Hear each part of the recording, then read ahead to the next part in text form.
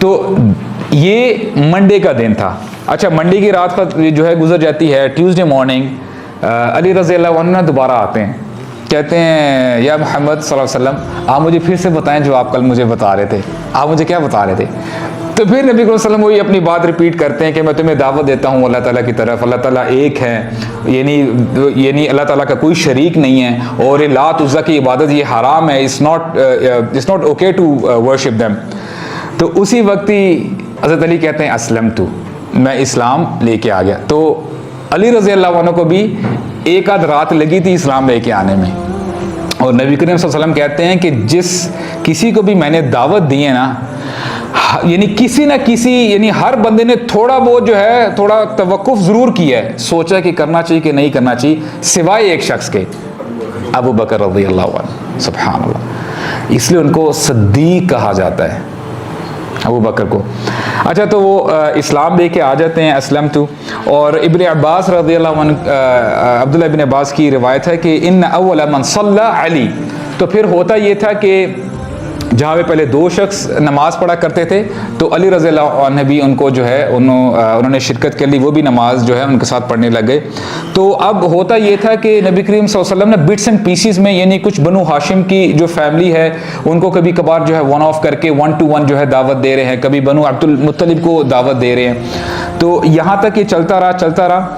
اور پھر ہوا یہ کہ اللہ تعالیٰ نے آیات نازل کر دی وَأَنذِرْ عَشِيرَتَكَ الْأَقْرَبِينَ, کہ اے نبی اپنے جو قریبی رشتہ دار ہیں نا ان سب کو دعوت دو.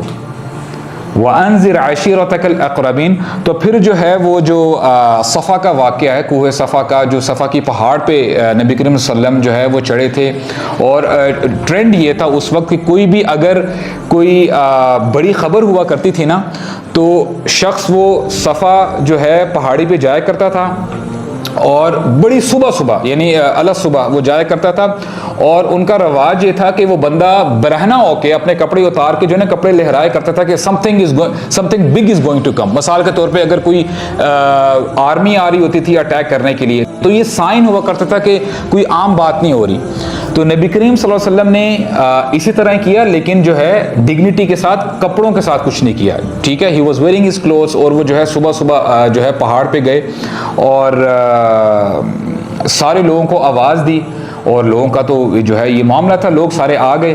تو پھر پوچھتے ہیں سب سے پہلے کہ اے لوگو, اگر میں تم لوگوں سے کہوں کہ اس پہاڑی کے پیچھے ایک آرمی ہے اور وہ آئی جاتی ہے تم پر اٹیک کرنے کے لیے, تو کیا تم میری بات پہ یقین کر لو گے؟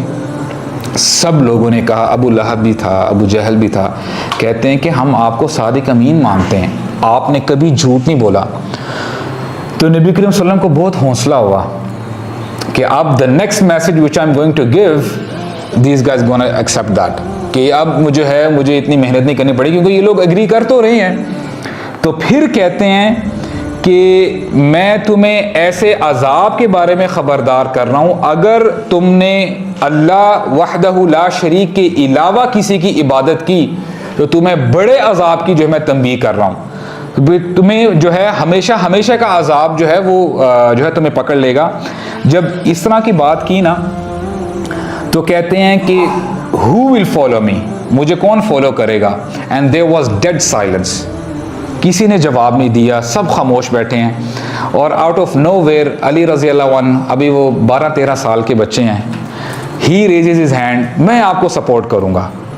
اچھا امیجن کریں کہ آلریڈی آپ کا کیس اتنا ویک ہے, آپ اتنی بڑی بات کہہ رہے ہیں, اور آؤٹ آف جتنے بھی وہاں پہ سردار ہیں ان سب کو چھوڑ کے ایک بچہ اگر آپ کی حمایت کرے گا نا, وہ آپ کی جو بھی کیس ہے اس کو اور جیپرٹائز کر دے گا. بولیں گے او یہ بچہ ہے, یہ جو ہے فالو کر رہا ہے. تو نبی کریم صلی اللہ علیہ وسلم نے ان کو خاموش کروایا, علی کوئی بات نہیں آپ خاموش رہو. سیکنڈ ٹائم نبی کریم صلی اللہ علیہ وسلم نے کہا کہ who will follow me, پھر خاموشی آ گئی. پھر حضرت علی نے جو ہے جب دوسری بار بھی کہا تو انہوں نے اپنا ہاتھ جو ہے ریز کیا کہ میں آپ کو, اے اللہ کے نبی میں آپ کے ساتھ ہوں. سبحان اللہ. اچھا اس میں ابو طالب بھی ہیں, ابو طالب بھی اسی جو ہے مجمع میں ہیں. Third time he did the same, اور پھر کسی نے جو ہے جواب نہیں دیا. علی رضی اللہ عنہ نے ہاتھ کھڑا کیا, اور اس وقت جو ہے ابو لہب نے کہا تھا تبا لک یا محمد, لہذا جمعتنا, کہتے ہیں کہ یعنی ایسے الفاظ منہ سے بھی جو ہے کہنے کو دل نہیں کرتا، یعنی تبن کا مطلب ہوتا ہے برباد ہو جانا، کہ for this you have brought us here, تم نے صبح صبح ہمیں ڈسٹرب کرنے کے لیے یہاں اس لیے بلایا ہے. تو سبحان اللہ، یعنی یہ اس کے الفاظ تھے. اور اس کے بعد سارے جو ہے وہ چلے جاتے ہیں. And this was a very big shock for prophet صلی اللہ علیہ وسلم. اب وہ ریکیپ آتا ہے جب ورقہ بن نوفل نے کہا تھا کہ اے محمد، ابھی تو صلی اللہ علیہ وسلم ابھی تو تم جو ہے شوق لگ رہا ہے نا، لیکن کاش اس وقت میں تمہارے ساتھ ہوتا، میں تمہیں سپورٹ کرتا. تو نبی کریم صلی اللہ علیہ وسلم جو ہے he was very shocked. He said کہ مجھے تو سارے لوگ بڑی عزت کرتے ہیں، اکرام کرتے ہیں، میں نے کوئی ایسی بات نہیں کی جو انہوں نے جو ہے ڈینائی کی ہے یا انکار کیا ہے، تو یہ کیوں پھر میری بات نہیں مانیں گے. تو بڑی زبردست بات کی تھی. ورقہ نے کہتے ہیں it's not about you Muhammad, it's about the message you have.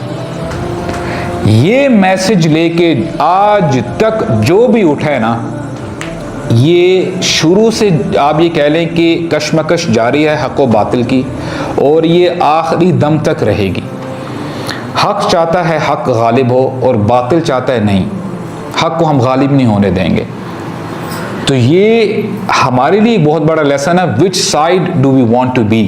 حق کے ساتھ ہم کھڑا ہونا چاہتے ہیں کہ باطل کے ساتھ؟ تو یہ ایک جو ہے بہت بڑا واقعہ تھا. تو نبی کریم صلی اللہ علیہ وسلم بڑے افسوس کے ساتھ غم زدہ ہو کے گھر میں آتے ہیں. پھر وہ ڈسکس کرتے ہیں حضرت خدیجہ کے ساتھ. And she is the one who supported نبی کریم صلی اللہ علیہ وسلم. ان کو سپورٹ کرتی ہیں، کہتی ہیں واللہ لا یخزیک اللہ ابدا، اے اللہ کے رسول صلی اللہ علیہ وسلم، آپ کو اللہ تعالیٰ کبھی رسوا نہیں کریں گے، آپ کو کبھی ضائع نہیں ہونے دیں گے. اچھا، ایک تو یہ واقعہ ہوتا ہے، اور ایک اور واقعہ ہوتا ہے کہ نبی کریم صلی اللہ علیہ وسلم نا ایک بار ان کے پورے بنو ہاشم اور بنو عبد المطلب کے نا 40 لوگ تقریباً جمع ہوتے ہیں. ان میں ان کے بڑے بڑے سردار بیٹھے ہوتے ہیں، ابو لہب بھی ہے، حمزہ رضی اللہ عنہ بھی بیٹھے ہیں، ابو طالب بھی ہے، اور کھانا سرو ہو رہا ہوتا ہے.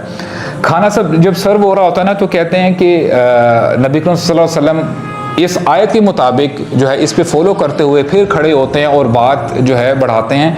کہتے ہیں کہ تم میں سے کون چاہتا ہے جس کو دنیا اور آخرت کی بھلائی مل جائے؟ کون چاہتا ہے کہ دنیا کی اور آخرت کی بھلائی مل جائے؟ اور تم میں سے کون چاہتا ہے کہ دنیا تمہارے قدموں میں آ کے گر جائے؟ اگر تم میں سے کوئی ایسا چاہتا ہے تو مجھے بتائے who is willing to follow me، کون مجھے فالو کرنا چاہتا ہے؟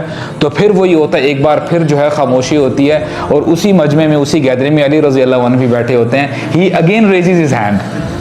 سبحان اللہ. ابو طالب بھی ہیں اس وقت، اپنا ہاتھ بڑا جو ہے اوپر کرتے ہیں، کہتے ہیں کہ اے اللہ کے رسول I'm with you، آپ کو کسی کی فکر کرنے کی ضرورت نہیں ہے. the second time he does the same.